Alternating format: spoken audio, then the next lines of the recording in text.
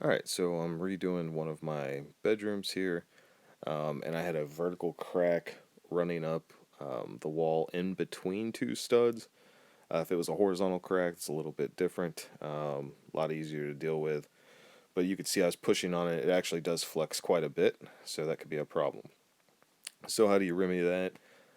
Basically take a measure of the crack length, and then find a scrap board somewhere and try to shimmy it up and keep it in line with the crack as much as possible, covering as much area as you can.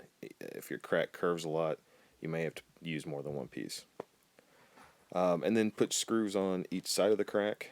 You'll see that I pull back on the board just a little bit, just to keep enough pressure from letting the screw push the board in. And then carrying on. It's okay if the screws are chipping some of the paint out. That's actually good. The reason I didn't scrape it out is because I want my line to be visible for when I put my screws in. But after they're in, you'll see I actually go in with my knife and I scrape out roughly about 3.5 inches or so. You just want to scrape enough of the paint to put your new tape down and then fill that void with joint compound. And you'll be able to tell the give of the paint. You don't want to open up Pandora's box and start scraping the whole thing off. Then you'll have a real fun time trying to fill all that in. Just enough to get your tape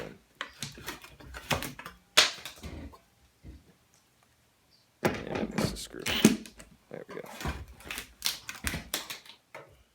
go. The tape I use is the fiber mesh tape. It's self-adhesive, so it makes it a lot easier. I normally use paper tape, just because it's just what I grew up using. But this stuff, since the void's going to be pretty big, and you can see how many layers of paint there is, you won't even be able to see this on the first coat. And the reason I cut it off there is because the crack actually makes a little bit of a curve.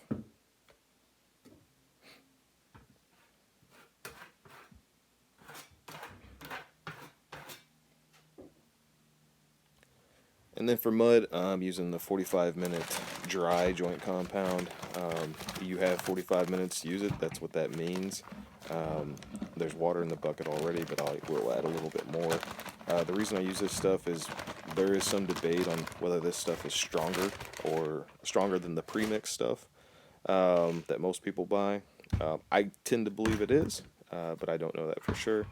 But it's also nice that it sets up really quick, because I can put this on, and then in 45 minutes to an hour it's dry, depending on how much you use, and then you can continue on. So in this case, I'm going to be able to continue working, and I don't have to wait a day for it to set up like the premix stuff you would. And then on my Hawk and my stainless steel trowel here, which I recommend, because the regular steel trowels, they're a little bit cheaper, a couple dollars more, but they tend to always rust, especially with people that aren't professionals. They kind of just set things to the side.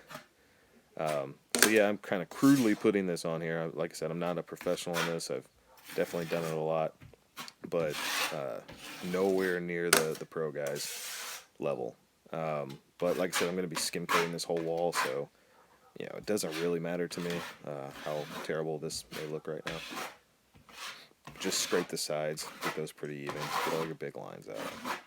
And then that's pretty much what it looks like at the end. Yep.